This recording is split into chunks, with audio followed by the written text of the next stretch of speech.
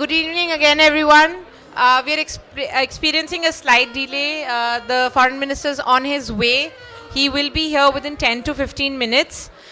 In the meantime, I'd like to request some of our guests who entered from the back door who have not registered at the reception to please collect a coupon that's for your photograph, group photograph. If you don't want a group photograph, that's fine. But if you want one, then please do take a token. And those who have not checked in their coats, this is your opportunity to do so. And thank you so much.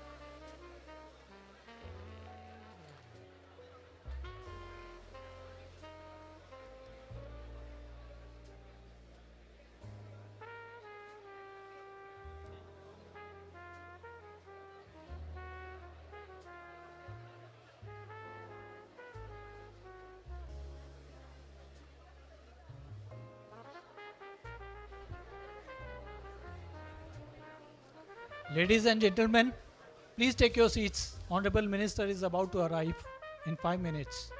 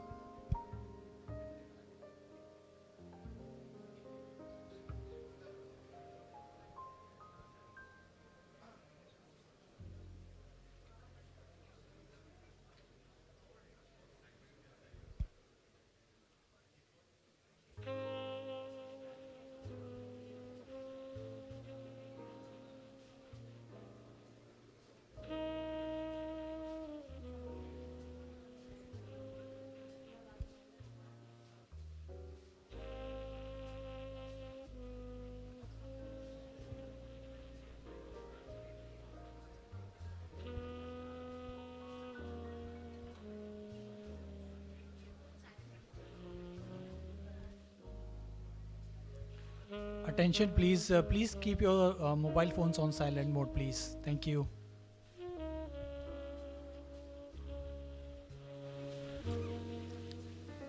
Good evening, ladies and gentlemen. Honorable External Affairs Minister Dr. S. Jaishankar is here. Please welcome him.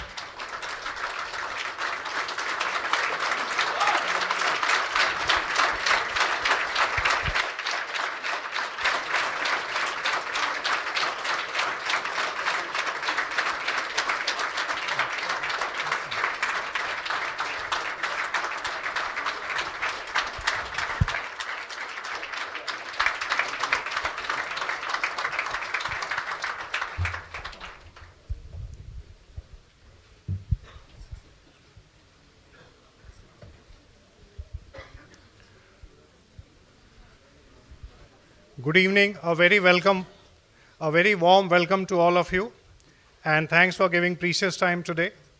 So I would like to invite Shri Amit Kumar, Ambassador of India to the Republic of Korea, for his remarks.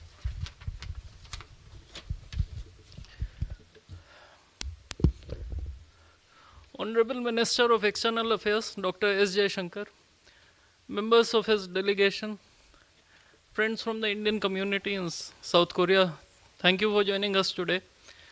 It is a matter of great privilege for me personally and for the embassy to have the External Affairs Minister of India amongst us today. He is visiting the Republic of Korea for the 10th meeting of the Joint Commission that he co-chairs with the South Korean Foreign Minister. Dr. Jaishankar needs no introduction. He has been a foreign minister for over 5 years. He has over close to 4 decades of association with the Indian Foreign Service. He served as the Foreign Secretary and was our ambassador in Singapore, China, and the United States. He brings together a unique combination of experience as a diplomat, as someone who worked in the corporate world, as a member of parliament, and a senior cabinet minister. I myself personally and a scores of my colleagues have benefited immensely from his guidance. I had the opportunity of working with him closely when he was the Foreign Secretary and later as the Minister. Friends, you all would agree that India has transformed in the past decade, and so has India's positive image around the world. Dr. S. Jaishankar, first as the Foreign Secretary for 3 years, and later as the Minister of External Affairs for 5 years, have played a pivotal role in this decade of profound changes, our expanding network of global partnerships, and our ability to deliver on various fronts. Dr. Jaishankar has also authored 2 widely acclaimed books on Indian foreign policy, which came out in 2020 and last year. I think, with your permission, I just wanted to add that one key aspect in his articulation about our foreign policy is the emphasis on explaining to the Indian public as to why they should take interest in the Indian foreign policy and why it should matter to them. Minister Sir, we have a vibrant Indian community in Republic of Korea. We have around 15,000 Indians, having doubled over the past 5 years, and I believe that this trend is going to continue and we'll have more Indians working in Korea. I know you all have been waiting patiently to hear from the Honorable Minister. So, sir, may I request you to address the Indian community.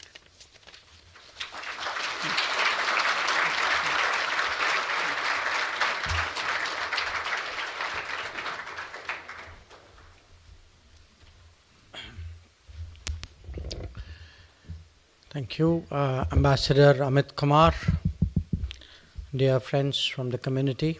It's very good to see you all this evening. I think many of you would have taken that flight from India which comes in early morning. Huh? And you're at this time of the day, normally it catches up with you. Thank you. So I can tell you that there is nothing like meeting fellow Indians to recharge your batteries. So since I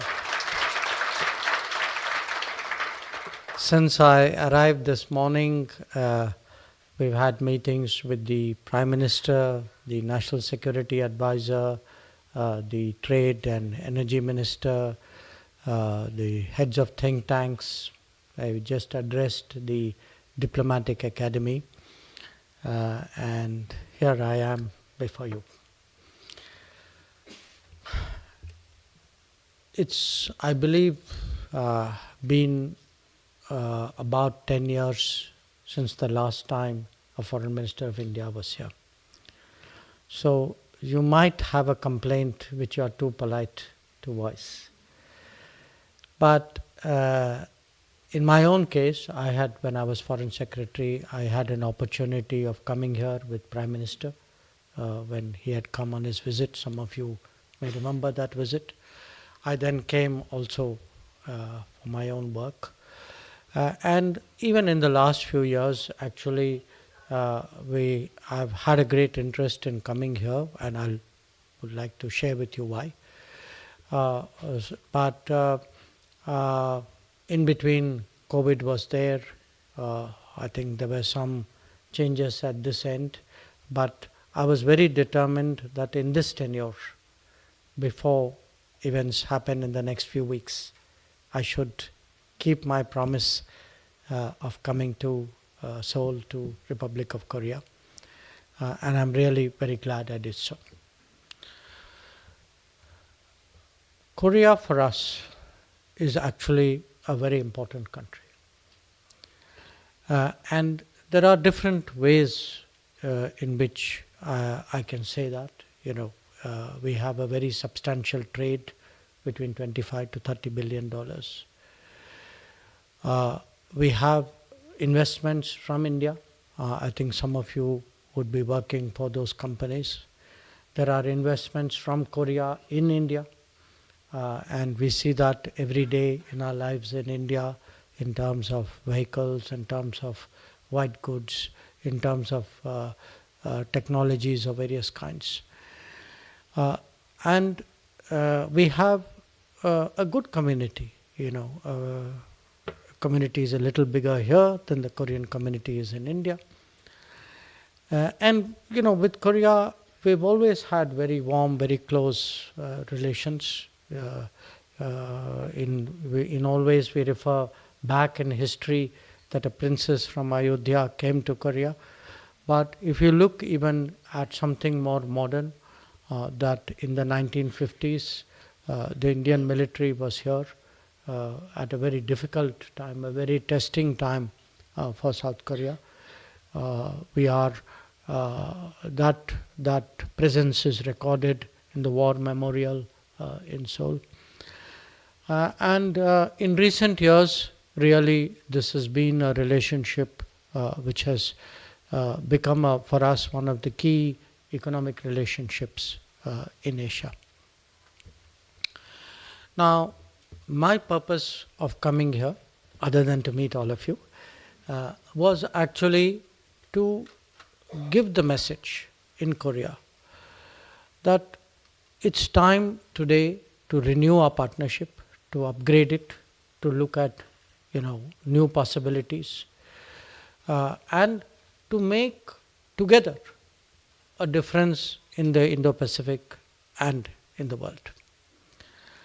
So, how do I communicate to our Korean partners that things have changed in India? This is really, for me, what has been the task today.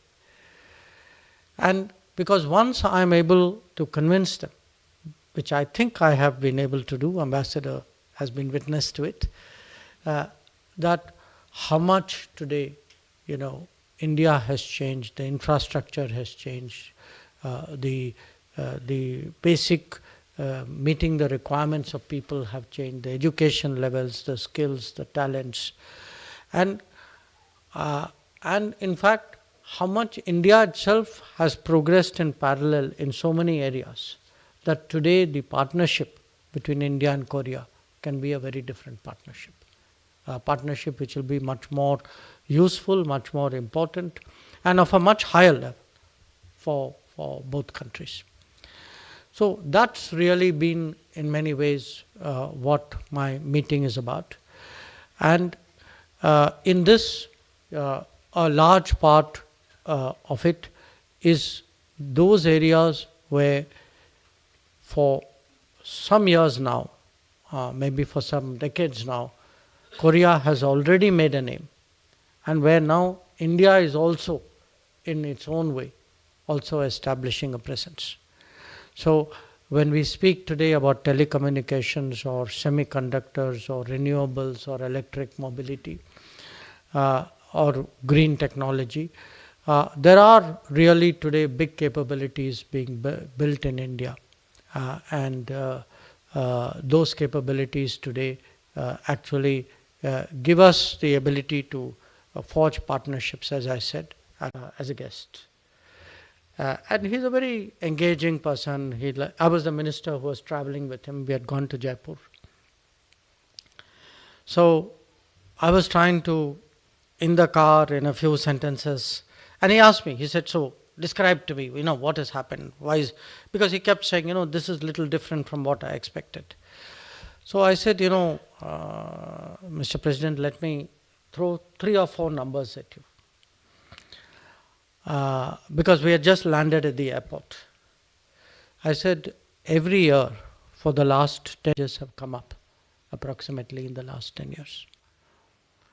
So this to me, because I was trying to tell him, planes, then I gave him Vande Bharat numbers, I gave him, telecom numbers, digital numbers. I think the one number he found really difficult to believe was when I told him, and I say this with great courage in Korea, because this is supposed to be the most digital society in the world, that in India today,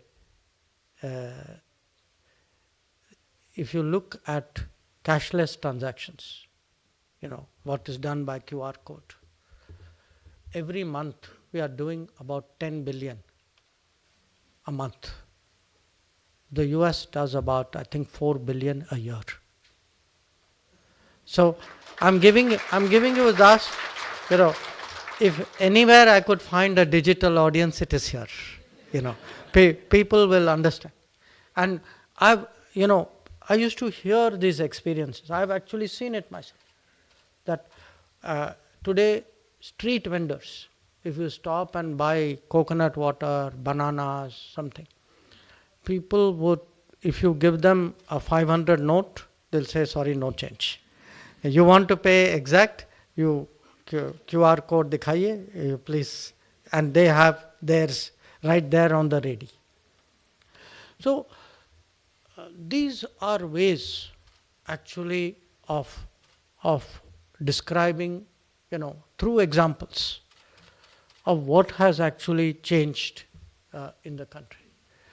But even that doesn't capture it fully, because it tells you like a achievement, It doesn't tell you a feeling.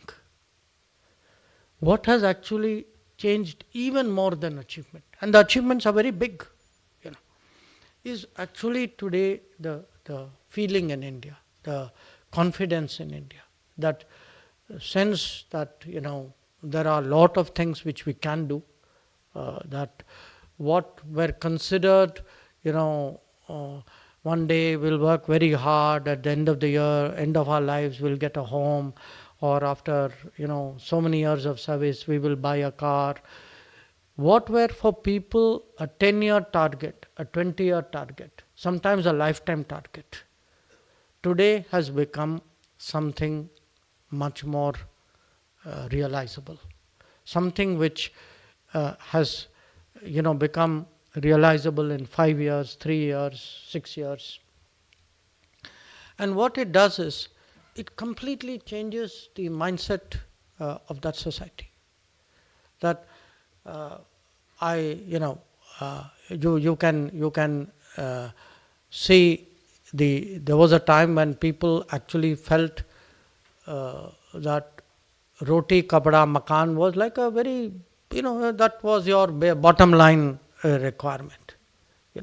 Today that is not the bottom line requirement everywhere. People expect, rightly so, that every house will have electricity, every house will have piped water, that every village will have a road connection, that there will be a school within a certain distance, that there will be health facilities.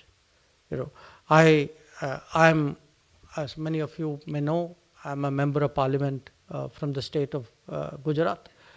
And as a member of parliament, you have I would say both a district and some villages that you devote yourself to in terms of development work. The ones which I look after, it's a district called Narmada. It's very famous because the tallest statue of the world is there, the Sardar Patel statue.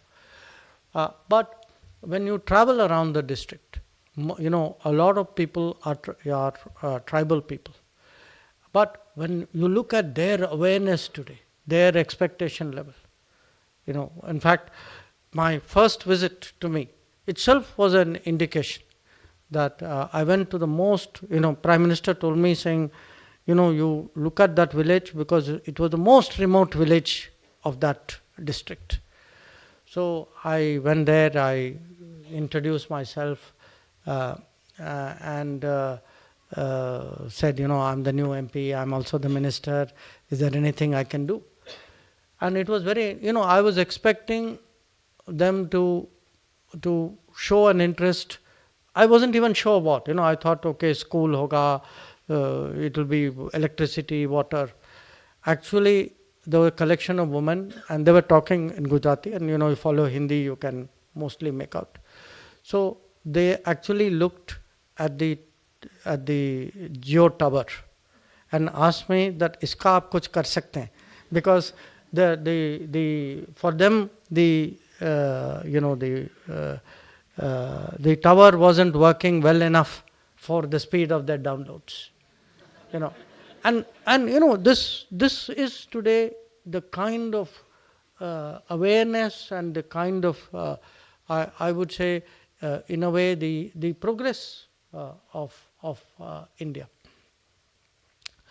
But like any country, or even a person, often we go through very difficult periods, and how we do during difficult periods is also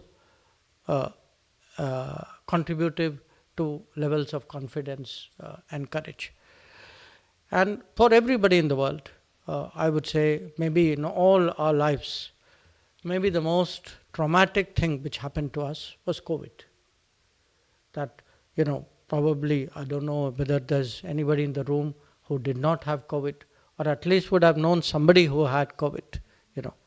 I had it 3 times that I know, maybe once or twice I didn't know.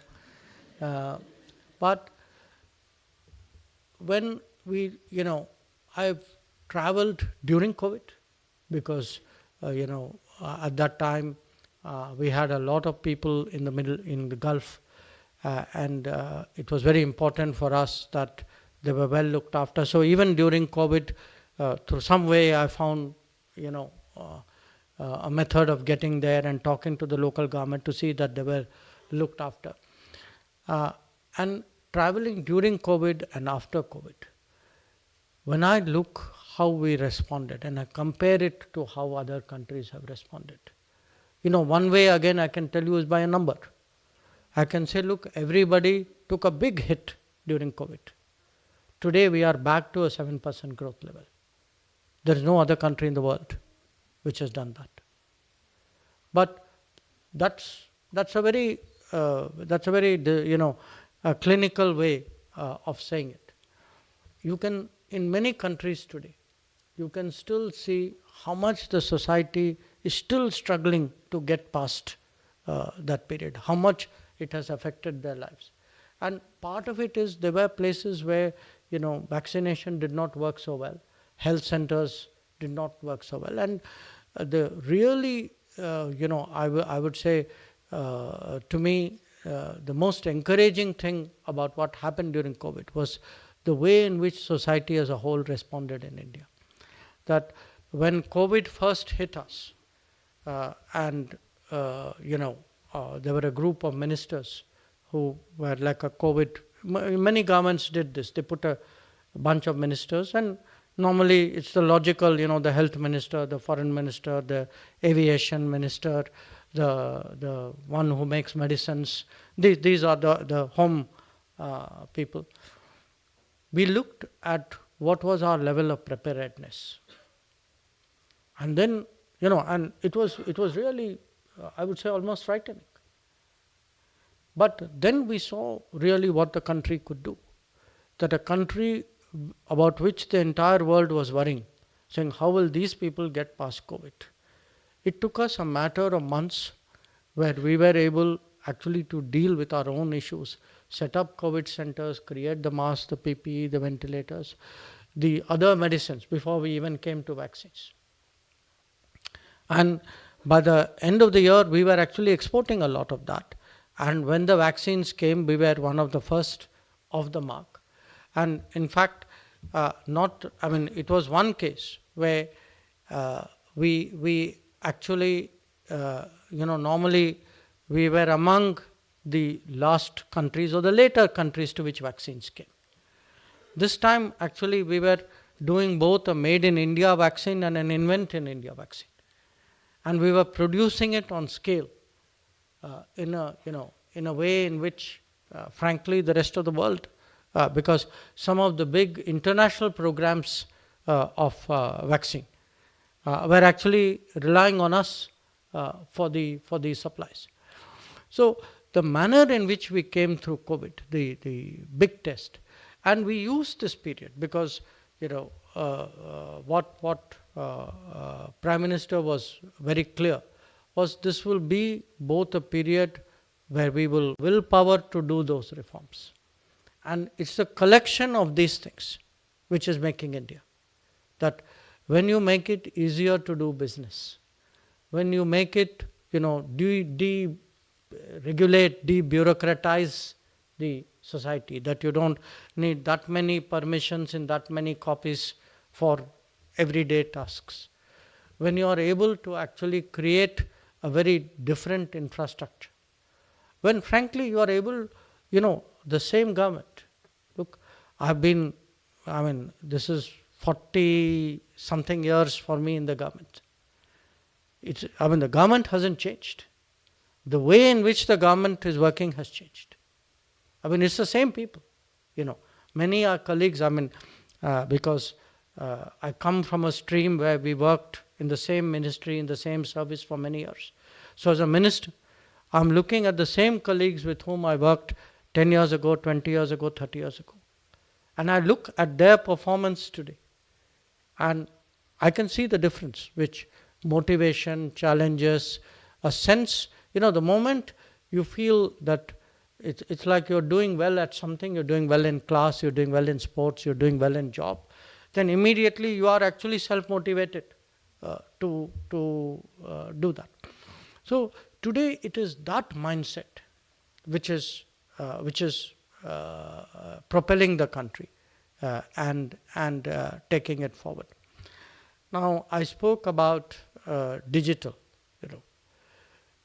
Now digital, as this country has discovered also, it's like one of those issues which, it's like a solution to so many problems.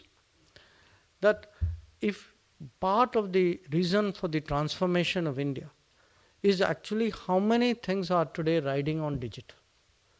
That if any of you file income tax in India, you see how quickly your returns are accepted, how quickly your refunds are got.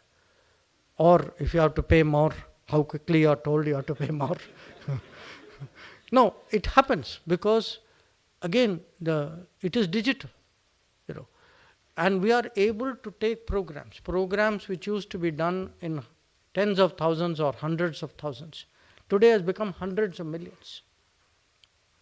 That when we are able to, because the moment you have a digital database, you are able to identify who is eligible for health care, who is eligible for housing support, who is eligible for a loan. You are able to, who is eligible for free food. So what happens, then you are able to massively scale it up. When you look at our programs, we are today talking 800 million, 500 million, 400 million. These are today the scale of programs, and it even affects behavior.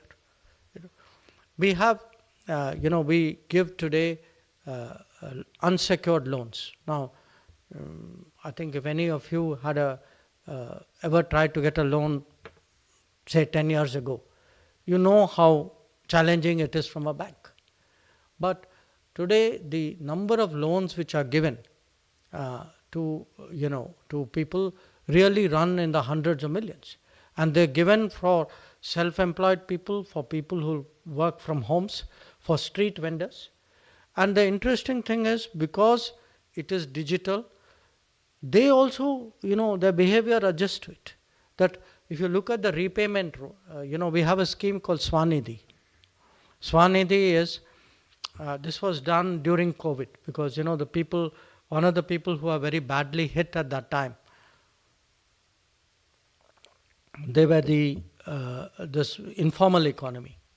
So the street vendors, the shopkeeper, the small shopkeepers. When you give them loans today, repayment rate is 90%. And there's no security. Yet, because it is digital, they also feel today much more connected and therefore much more conscientious about what they are doing. So, the picture which I want to share to all of you as someone who's coming fresh from India is that today there is a great deal of, I would say, confidence and enthusiasm in society. That a lot of people feel that if they look at the last 5 years, definitely last 10 years, their lives have changed in very, very clearly definable ways. And they also understand in many ways today that it has actually lifted the entire country up. And it has given us actually a much higher, bigger ambitions, a stronger sense of being able to get things done. But any country, finally needs inspiration. And often our inspiration are our own achievements. That, I spoke to you about COVID. I think a lot of people took pride. People went about asking each other, "Acha, aapne kaun sa vaccine liya?" So I think I was, because I was of that age group where I got mine early. So, actually people asked you, and that pride of taking a made in India vaccine or an invented in India vaccine was very, very strong. The same thing I saw when we had the Chandrayaan landing. When I had actually a double privilege. Sometimes there's some perks to being foreign minister. You are at the right moment with Modi ji to witness the right thing. So the first was the day actually Chandrayaan, the landing. We were in South Africa. So there was this BRICS meeting going on. And everybody knew the moon landing was coming. And, when I went there, I thought, okay, naturally, as an Indian, our minds were on it. I didn't realize actually how much it would, how much the rest of the world would be looking at it. And in fact, at one stage, Prime Minister had stepped out and I was sitting in his place. I just happened, you are sitting, it was not my turn to talk. I happened to be looking a little bit above, like this at the top of the room. And the South African president told me, he said, "Minister, landing is not yet, you don't have to look up." So, but that feeling was there with people. Then the landing took place. And that evening, there was a BRICS dinner. And there were about 40, because they'd invited a lot of other countries, most African presidents, prime ministers, many Arabs, many Asians, Latin Americans. Must have been about 40, 45. And when Prime Minister walked in, I mean, it was like, and it was absolutely spontaneous, I mean, nobody, the moment he walked in, the entire, that gathering of 45, 50 prime ministers, presidents, the foreign ministers, the officials, it was like a standing ovation. And again, what our host at that time said was, the landing may be yours, but the sense of achievement is with all of us. And that feeling today, that, and I could see, then it, again, as I said, I got a double experience here. We finished the trip, we went to Greece. And then Prime Minister decided that he must go and thank these scientists. So we actually, now you can see, I'm used to these red-eye flights. So how to stay fresh after landing. So we actually took the flight, landed in Bangalore too. And he went from there to ISRO headquarters. And it was the core that I think maybe that 500, 700 people who were involved in the mission were all gathered out there. And, actually in many ways it was amazing that when you looked at these people, how actually in a way normal they were. I mean, they had done something fantastic. And yet they sort of carried themselves so naturally. And it gave you really that feeling today, that what we are capable of. And that is today displaying itself in domain after domain. Again, I'm here not only in digital land, but also a land where, which was famous for telecom. Now, we did our 2G, 3G, 4G with collaborations. But look at 5G. We have actually, today we are deploying our own 5G stack. And we feel today that it's actually been an enormous technology barrier, which India has successfully crossed. So it could be moon, it could be health, it could be telecom, it could be sports. Again, it's, that sense of we can do it. I mean, why is it today that suddenly our sports performance has increased? I mean, one reason, yes, it is true. Government today gives much more attention and much more support to our sports person than they've ever had. But the fact is also that, there is a strong degree of self-motivation today in our country. That self-belief, that confidence that we have gone through tough times, we have made big changes in our lives, and that we can sort of aspire to bigger things. And as I said, once you do that, its impact I can see today in my own ministry. That, somehow in the last decade, the world's been a very difficult place. That almost every year, something has gone wrong somewhere in the world. And because Indians today have made the world, for them, it's a global workplace. There is probably hardly any place where you don't have a community of some size. So when something goes wrong in the world, that sense of taking care of your community obviously immediately comes to mind. So, I can almost every year name at least one big operation that we have done. I mean, last year was 2. There was Ajay in Israel and Kaveri in Sudan. Year before we had Ganga in Ukraine. So working backwards, we had Nepal earthquake, Maitri, we had Yemen, we had Operation Rahat. So, but again, as I said, that same system today, when it is motivated, when it is purposed, if you were to look at these operations, the airlines also get to work. The military, the Air Force gets to work. The Navy gets to work. The immigration people deal with it differently. The disaster response force, does its best. So suddenly you have actually different parts. This is the same system. What has changed is the leadership. What has changed is the motivation. What has changed is that self-belief. That very system today, and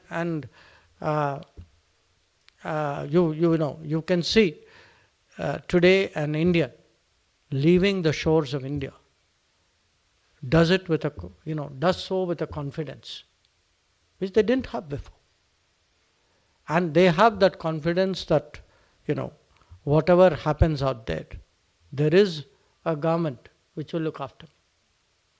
And let me tell you, that's a very big feeling, because when we look at the state of the world, more and more Indians will explore global work opportunities. There will be students going abroad. There will be people, blue collar workers. There will be professionals. There will be, people whose talents will be sought by companies across the world. So we have to give them that confidence. And we have shown in 10 years today how much of a difference we've been able to make, as I said, just by remotivating and repurposing that system. So I say all this to you because, now of course, with every democratic cycle is a 5-year cycle. We are at a point where the country will make some important decisions. We are very confident that there will be very good decisions in the interests of the country. But I do want to take this opportunity to actually thank all of you, because when we look at Indian communities abroad, as again someone who's myself spent a large part of my life abroad, it's not always easy living outside your country.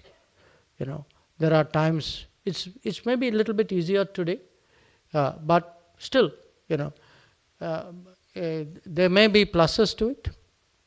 But those who live abroad also know, that there are that in many ways your hearts and minds are a large part of it is always in India. So I know, that all of you in different ways contribute to the progress of our country, that what is happening at home, the choices we make, the progress we make is very much in your minds. So I want today to both appreciate you as well as share with you that sense of confidence. I think that we are today on the right path, with the right leadership, doing the right thing, going up in the world. 10 years ago we were the 11th largest economy in the world. A decade later we are the 5th.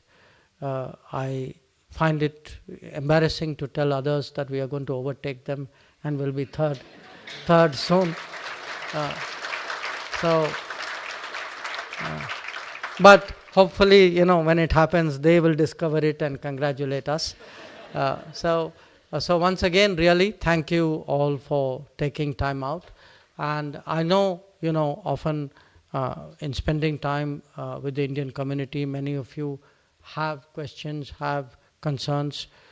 So if there are some issues, I'd be happy to listen to it. If there's good advice, I'm always in the market. But if there is anything you would like me to talk about, I'll be very happy to do so. Thank you.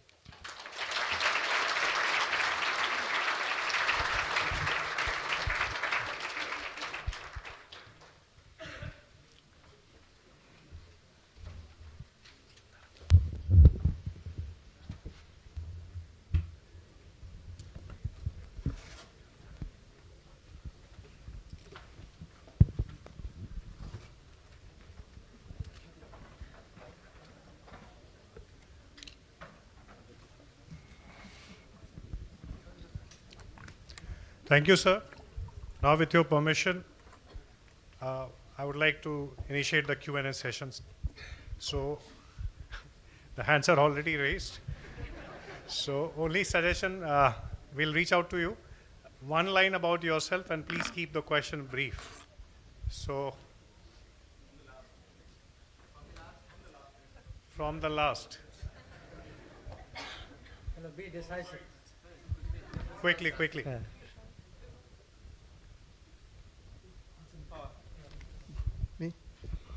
नमस्कार sir.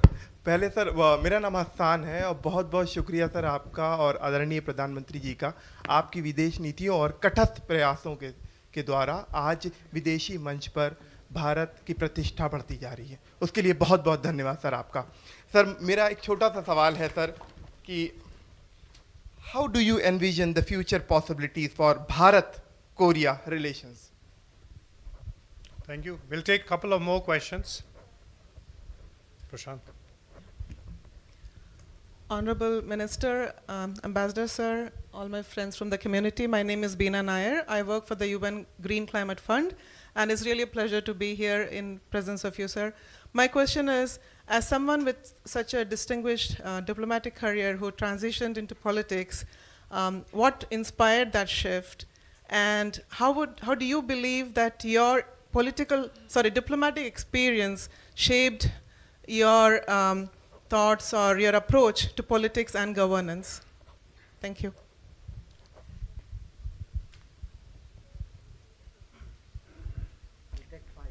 Okay, sir. So, third question, we'll take two more after this. Okay. Can I say? Okay. Yes, please. Yeah, it's my pleasure to share thoughts with you. My question, I am PhD student here from Gachon University, Seoul. So I want to ask you that, do you believe that politics in India really hurting sometimes the development of India? Thank you. That's it. Good evening, sir, and to everyone present. Thank you for sharing insights on the confidence and the growth of India. I am Ngawang Chodin from Sikkim, India, and I currently study at the Graduate School of International Studies at Ewha Women's University. When we often talk about international relations, we often talk about technology and ministry and defense.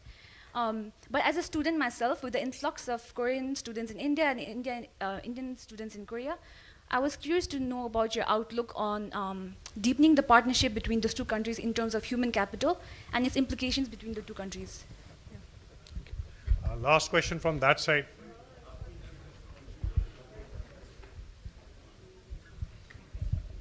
Sorry, guys. Well, my name is Harsh Durgatiwari. I have a very simple question. See, most of us who all are sitting here are from the technical community. Most of them are either professors, workers, or working with a lot of Samsung, LG, and etc. big companies. My question is very simple. Already in India, we have a very nice community as the Ministry of Electronics and Information Technology, MeitY and CDEC, which is helping our countries to have a nice developed relationship for the skilled laborers. Now the point is, the people who are working as a professionals in outside our country, and if we want to go back our country and bring this technology to us in India, how we can do it much more easily? Where should we contact? Where should we start with? Because if we write a letter to anyone, we never get a reply. So I just want that help. So we can actually take this technology to India and make our country the best which we are talking about. Thank you. Okay. So I'll take these 5, then we'll do another round. So abhi thoda haath niche kariye. You'll get tired, you know. We had 3 questions. Akhtar ji, aapka sawal tha on Bharat-Korea relations. There was one on human capital, because I think they're kind of related. And in a way, also about the last question, you know, what do we do on the technical side really to do more bridge building? So let us look between our two countries. How does a relationship grow when each one has something of value to offer? जो हमारी खासियत है, इनकी है, something they have we don't have, could be on scale, could be on quality, could be in complexity. So I feel today, and I'm very pleased with the last question, you know, because if many of you are from the technical side, you will readily appreciate this answer. Yes, we will do more business. It's natural. Okay. Of course, when we look, there is the normal politics and diplomacy. UN mein kuch hoga. There will be something in ASEAN. But to me, the real special character of this relationship is what is possible actually on the technology side. And this, as I said, today the changes in India make it much more possible for this relationship to be more productive. That we would also like our Korean partners to see that there are developments in India, there are things happening in India which also impresses them. That it's something which is more mutual, which is more balanced, which is more interesting, for them. So, and I feel it is very much possible, because today, if you look in international relations, there are two very big debates going on. And both, one came out of COVID, that supply chains, there should be more supply chains. That if all supply chains lead to one country and something happens in that country, then the entire world is at risk. So how do you build more supply chains? This is one issue. The second, on the digital side, there is a great issue today. Who do you trust on the digital side? That, all of us, our personal information or our company information or our national information, it has an extreme sensitivity. I would at least like my information to be with some company jahan kuch rule of law ho, kuch procedure ho. If nothing else, I can go to court. There is a certain safeguarding of that. So today, data privacy, data security, these have become big issues, and then countries find others whom they trust. So it's in many, it's in many ways like personal relationships. You would do things with someone you trust more than with someone you don't know or you don't trust. So I feel that, the focus of our ties, and this is certainly part of what is my messaging here, that let us find today, bigger targets which are mutually supportive for each other. That in the range of technology sides, what is it that we can do? But then the gentleman in the back asked a question, saying, I want to help. Main kahan jaun? Give me a solution. See, it depends on the domain. It would, to some extent, depend on your line of work as well. In many cases, I have myself seen people who have come back to India. And in fact, in many cases, I have met them in meetings which MeitY has done, or which on the digital side, sometimes we have among ministries meetings. People who have come back, started the business, or who have linked up with other businesses, who have joined Indian businesses because your line and where it goes. To some extent, I would say the embassy is your answer as well. That, the embassy is at least, is accessible, it is personal. If you go to an embassy, somebody will take note of it and do something. Whereas in this world, where there's so much happening, for big organizations to get cold calls or, suggestions of which they don't know the background, that's not always practical for them. They may have the desire, but but to come back to what can be the human connect, I'm struck by something. I feel actually that somewhere we have yet to develop that kind of cultural closeness here.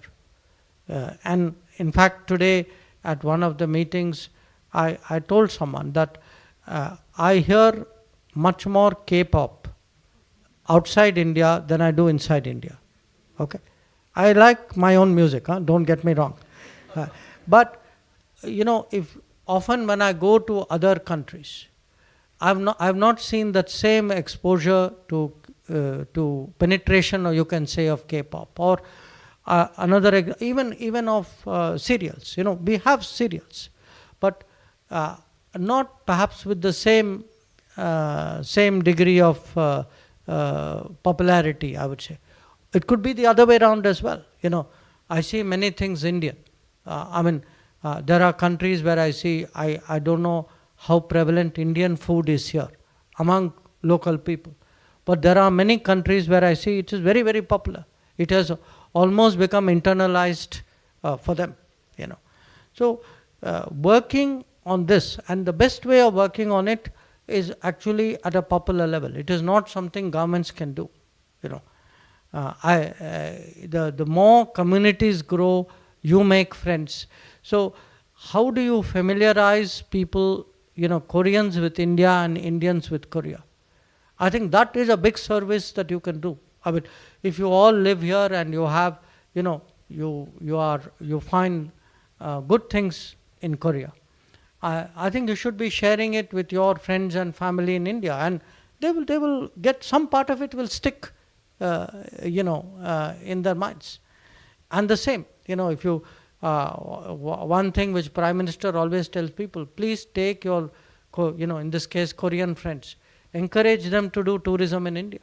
That when we look at our tourism numbers, given what our tourism potential is, it is very much below the levels that we should be having. But I do, and I'd like to see the student community grow. In fact, today I was telling Ambassador, how do we find ways of expanding Korean language teaching in India? These are the connects, because when you look at the big relationships which have changed for us, obviously as a minister, as an ambassador, as a diplomat, I would like to say I changed the relationship with America. But the reality is, it's that entire people to be, it's that bridge of people between our two countries which has actually been the game changer. So I leave that thought with you. How did you make the transition? See, in my case, I didn't make the transition. Somebody else made the transition for me. So about 5 years ago, I was at that time, actually I had, retired from diplomacy, and I was a well-paid corporate executive. And the Prime Minister told me that he was keen that I join the government. So it, frankly, and to me, it was, to me personally, it was a surprise. I had not even thought about it. But one of the reasons I had not thought about it was nobody in my family, then or even now, has even remotely thought about politics. In fact, rest of my family is still wondering what am I doing in politics. So it's not something I was prepared for at all, So then you ask me how, so did diplomacy teach you? It did, because, when you are thrown, in a completely new environment, what do? I did as a minister what I had done earlier as a diplomat or ambassador. First, I watched everybody around me. What do they do? How do they behave? What is the, what is the kind of, you can say like the code between them? How, you learn by in a way looking at others, picking up points, but you should have that willingness to pick that up.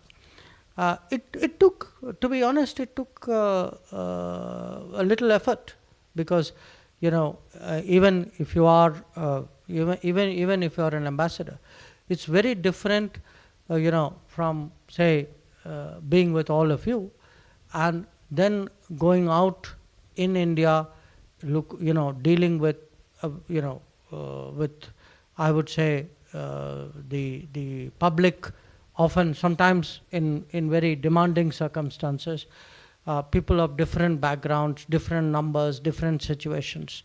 So, and I must say, as someone who's still new in that line of work, what it actually opened up my eyes about what politicians do and what politics is about, what public service is about. It's a very, very demanding, very taxing thing. But there is also the satisfaction of a very different level, that you may have made decisions or may have contributed somewhere, which has actually changed, something very big for a large, I mean, as I say, I look back at some of the big challenges of the last 5 years, you say, okay, I also had my little bit to add to it. It's also something you will remember all your life. So, one part of me, after almost 5 years now,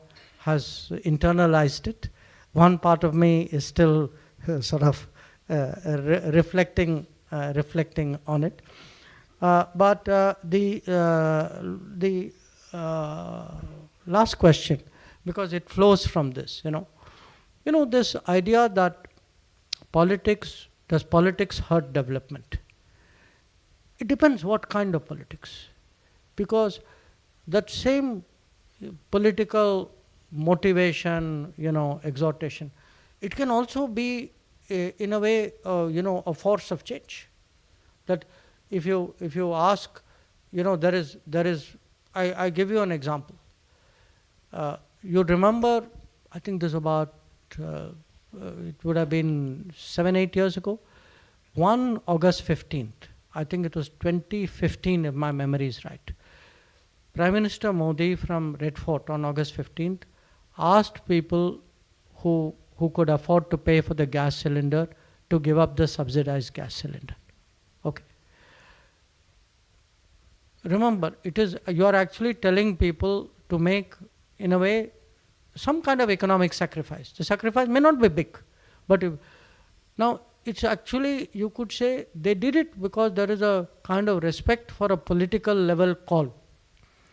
And as a result, actually, literally millions of people gave up their gas cylinders and gave it up to people who were deserving. Now, again, because often we maybe partly because of previous experience, we tend to think of politics as though it's a kind of a burden or a negative force, or it takes your time, it wastes your energy. That's a kind of feeling which I think in a way you didn't say it, but I could sense it. Okay, I would say, and maybe 5 years ago I would have been like you, But today I feel, look, I've seen the positive side of it. That I've seen, you say during COVID, through the COVID period, it was actually political will which kept the system going. Because remember, you had to motivate people to come to work, to people, like we all went to hospitals, you went to COVID centers, you went to places, you were asking people to put in extra time, moving oxygen, even distributing vaccines. So politics can also be in many ways a very powerful motivational force. That, as I said, I've in my own ministry during many operations, particularly I would say the two most dangerous for us were the one in Sudan and one in Ukraine. And our people actually took physical risks, And when you ask them why they did it, because, I would keep cautioning them also, saying, look, don't do anything foolish, be careful, etc. But I knew that they were taking risks. Sometimes I myself made them take risks. But you took risks because people felt, there is an expectation. How can I disappoint? I have to do this. So you actually made people go out of their comfort zone, do things which they would not have done. To me, those are what happened during the rescue operations. That where people came through firing. People actually would not have done this. You're asking people to do it like a job. So I would urge you to take a more positive view of politics. Believe me, in our country, politics is changing for the better.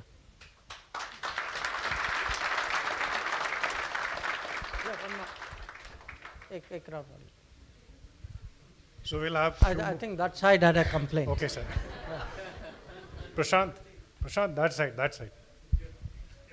There, towards the end.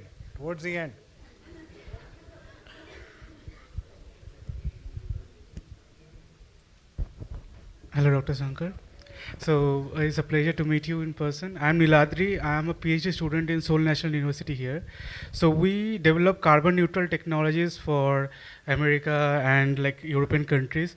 So I just have a question that until Indian companies build their own indigenous technology and incorporate them, how are we gonna circumvent the effect of carbon taxing in our exports? Thank you. Next question. नहीं मैंने उनको एक के लिए कहा. Prashant, yeah, this lady. नमस्कार sir, मेरा नाम प्रीति है और मैंने पॉलिटिकल साइंस से पीएचडी किया है. हाँ नहीं बोली. सर आजकल मैंने पॉलिटिकल साइंस से किया है तो मैं थोड़ा पॉलिटिक्स पे क्वेश्चन पूछूंगी. आजकल इलेक्शन है इंडिया में और सब पार्टी डर्टी कमेंट्स करती है और हम सोचते हैं इससे ज़्यादा ख़राब नहीं बोलेगी, उससे ज़्यादा ख़राब हो जाता है. ऐसी पॉलिटिक्स में जब आपका इंटरव्यू होता है कंट्री के अंदर या कंट्री के बाहर, आपने कभी किसी के लिए बैड वर्ड या इस तरह की लैंग्वेज यूज़ नहीं की जो किसी को डिसरेस्पेक्ट करती हो. जैसे आपने अभी साउथ कोरिया की ही बात की, तो आपने जब रिलेशन की बात की तो आपने बात की कि 1950 में भी ये हुआ था और आज भी ये हो रहा है. तो आप जो इस तरह से हिस्ट्री को, प्रेजेंट को बिल्कुल मेच्योर करके बात करते हैं या अपनी कंट्री को जिस तरह से प्रेजेंट करते हैं, और आप जो इंटरनल जो कमेंट होते हैं नेताओं के सबके, तो आपने उन सब में खुद को कैसे बचा के रखा है, क्योंकि आपके कमेंट इस तरह के नहीं होते.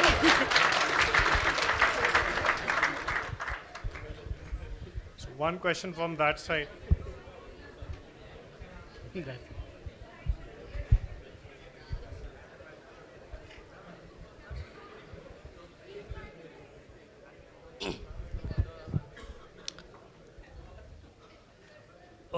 Honorable Minister mentioned during the speech that the country is going to make a very important decision soon. So is our country or the government running out some means for the Indian diaspora to participate in this important decision? Well, actually, my question is not. My actual question is not that. So, thank you for giving us this wonderful and great evening today. My name is Krishna Das, and I'm a principal engineer at Samsung Engineering. I hope my question will not spoil the moment of joy and pleasure that we are having now of meeting you, sir, and having you, Honorable Minister, in this evening here in Seoul. My question pertains to the ongoing situation in Manipur. On September 26, at the Council of Foreign Relations, Honorable Minister acknowledged the involvement of foreign hands and the destabilizing impact of migrants who have come. My question is why our government at the center hasn't done enough to stop the migrants who have come, if they are not from our country and they are from our neighboring countries like Myanmar or Bangladesh? And why is that the people in Manipur feel that enough effort hasn't been done from our government at the center of our mighty India to stop the ethnic conflict once and for all, instead of telling the warring groups from both sides to not shoot at the opposite side? Thank you.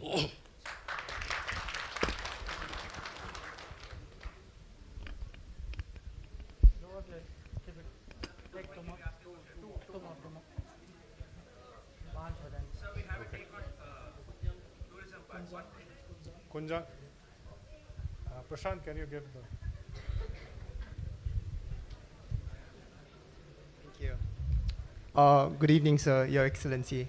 Welcome to Korea. Thank you for this opportunity. I'm personally a very big fan, And firstly, before I start my question, my name is Kunjang Namgyal. I'm working and living here in Korea. Before I start my question, I'd like to congratulate you on your book, Bharat Matters. That's the first thing I'm going to go do when I go back to India next. I'm going to ask a question that's a bit lighter note than the previous question, I think. In lines with the concept of living bridges that you mentioned earlier, I think there are many cultural similarities we share. For instance, the connection between, let's say, my home state, Sikkim, and Korea is an example we can take. A small example, yet very significant. So it has led me to think, could the northeast of India potentially serve as a cultural runway, introducing maybe a fresh trend in the India-East cultural fusion? Something in the lines of Japan's Genesis program, which has successfully nurtured people-to-people connections through cultural and educational exchanges. One last. One last question from that side.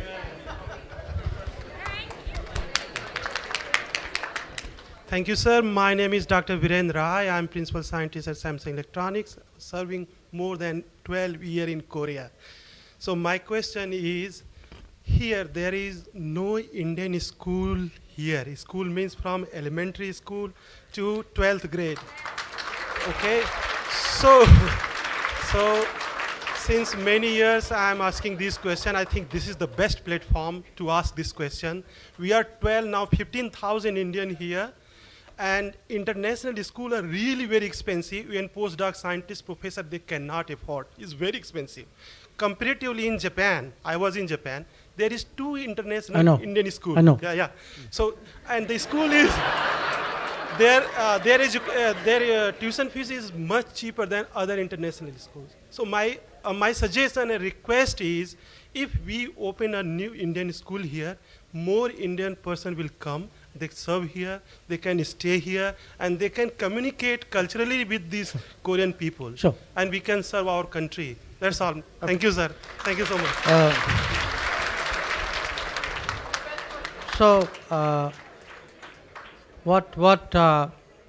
Let me start in a reverse order with your question, and then club the two, talk about the Northeast as well. I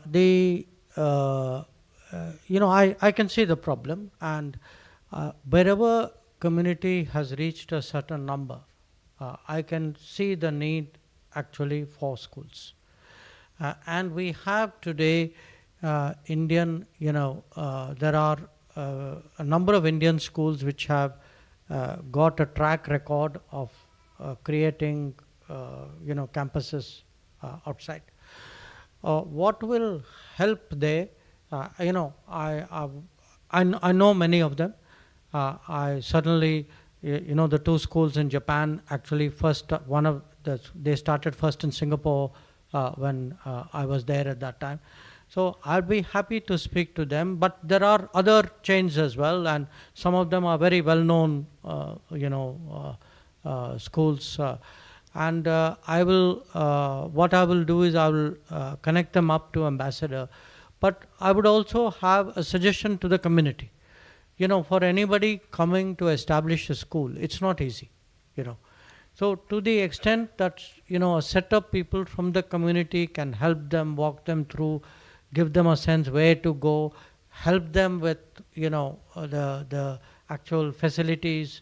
In some cases, local governments have contributed to it. So there is that part of it also. But I totally appreciate, the need for that, because also, cost is one element, but the other is also, at least for some years, all of us would like our children to have some exposure to Indian schooling, because that is very important, even if they are continuing to live in Korea, it's part of their actually attachment to their motherland. So I take that on board. On the, the question you asked about the Northeast,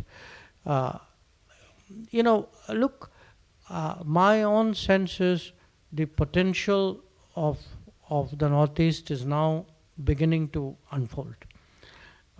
Because what was happening was, we used to talk about look east policy, act east policy, but we were not even looking east and acting east within our own country, And if you look, at how difficult it was to travel. If you see the sort of the level of business, the attention given, the resources given, it was actually very disturbing.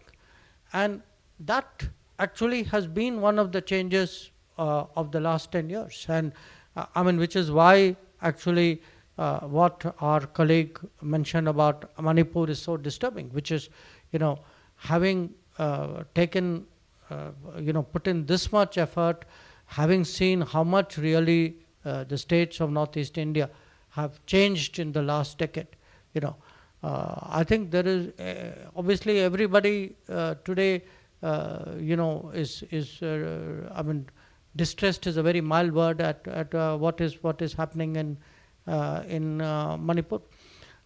So I do feel that in many respects, Northeast itself can act as a bridge, but it has both a cultural side to it, but it also has a physical contiguity side to it. So today, our relations with Bangladesh, for example, have changed tremendously. Okay, so you see, railways, road, trains, waterways, goods are going to Bangladesh ports, electricity is being supplied. So it has given that whole area sort of, I would say, a kind of a boost. Now, we are also trying to see if in a similar way we can benefit from Bhutan, that by connecting Bhutan more closely. And I was talking again about, I was briefing our Korean colleagues about some semiconductor decisions we made. So last week, Cabinet had approved three projects. One was a fab, which will come up in Dholera, but in Gujarat. But one is a fab which is coming up in Assam. Now, to me, to see a major production, that too high technology production project coming up in the Northeast is a big statement. It actually says that this is something which we take very much to heart. So the problem which our colleague raised, in terms of how do you safeguard our borders. See, one of our issues has also been that we have had open borders with Myanmar. That in fact we have a system. We had a very unique system where you can travel 16 kilometers either way. It used to be much more before, without actually travel documents. So we have, unfortunately, after all these tragic events, we have decided now that to suspend that provision and actually to in a way, I would say, harden the border situation. It is unfortunate, in terms of how did this happen? How could government let it happen? Again, look, there is nobody. There cannot be anybody who would not regret what is happening there. I mean, what's happened there is truly tragic, and it is tragic because of the close intermingling of communities, which has then, led to created this degree of violence, which becomes very difficult, really, to head off. So I think the entire wishes of the country are very much with Manipur. I mean, people would like to see normalcy return. They would like to see law and order get back. They will, this is not this is not the India that, and certainly not the Northeast, which anybody is hoping for. On the carbon neutral, because I saved that last question, that question for the last, the political science question.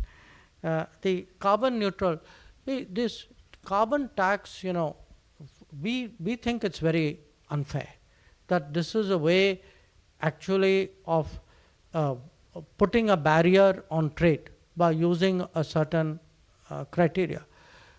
We've already made it clear that we would find ways of responding to it. But one part of it is how to protect our trade. But there is the other part, which is that we also have to decarbonize in our own interest. So there are a lot of efforts underway here. I think very much one part of it is, of course, you can see that renewables have grown tremendously in India. But again, in India we have a range of issues. There are cities where pollution levels are very high. There are issues with mass transport. There is inadequate mass transport in certain places.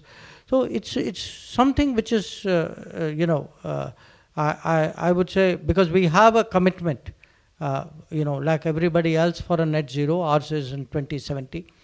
So I would say, when we are looking the next 5 years, 10 years ahead, how to grow greener and cleaner. Just growing. Till now the emphasis was on growth. But I think people now realize, and Prime Minister actually has been telling us this for some time, that it's not enough to grow, that you have to from the beginning grow cleaner and greener, because we don't want to then decarbonize down the path. And that is really part of the technology today challenges that we face. That when we look at a technology upgrade today, how do you acquire those technologies? How do you generate those technologies? How do you deploy those technologies? So it is very much part of a sort of national thinking. So the last question जो आपका आखिर वाला सवाल था कि आप राजनीति में हैं और इतने 4-5 साल के बाद भी तमीज़ से बात करते हैं, ये आपका सवाल था. तो देखिए ऐसा है, ये आप राजनीति में बहुत माने, it's actually very interesting domain. मैंने ये देखा कि how you behave with people is how they behave with you.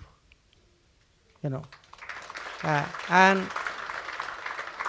in many cases, because अब राजनीति में many leaders there, अब उनमें से बहुत लोग होंगे जहाँ कहीं ना कहीं पहले, अब जब मैं कूटनीति में था, एम्बेसडर था, कहीं कोई दोस्त था, कोई गेस्ट था, somewhere we have looked after. I think many of us have been through that experience. अब आप राजनीति में आ गए, उसका मतलब ये नहीं है कि वो रिश्ते टूट गए. I mean, you keep up all of that. तो I would say that generally, being good to people is actually a smart thing to do. It is, and I would also give it the other side. By and large, if you are very reasonable with people, आप अगर थोड़ा भी upset हो जाएं, people take it very seriously. उसका भी फायदा होता है. So, but I would, honestly say that for me, as I'm coming to the end of this term, it has been for me actually, usually at my age, people don't always have a chance to learn something new. So I'm very thankful for that opportunity.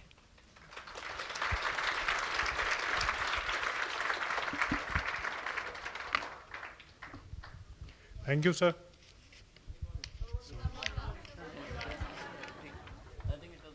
Okay.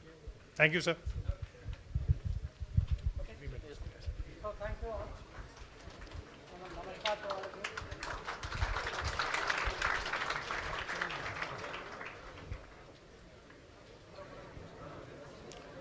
Ladies and gentlemen, please take your seats.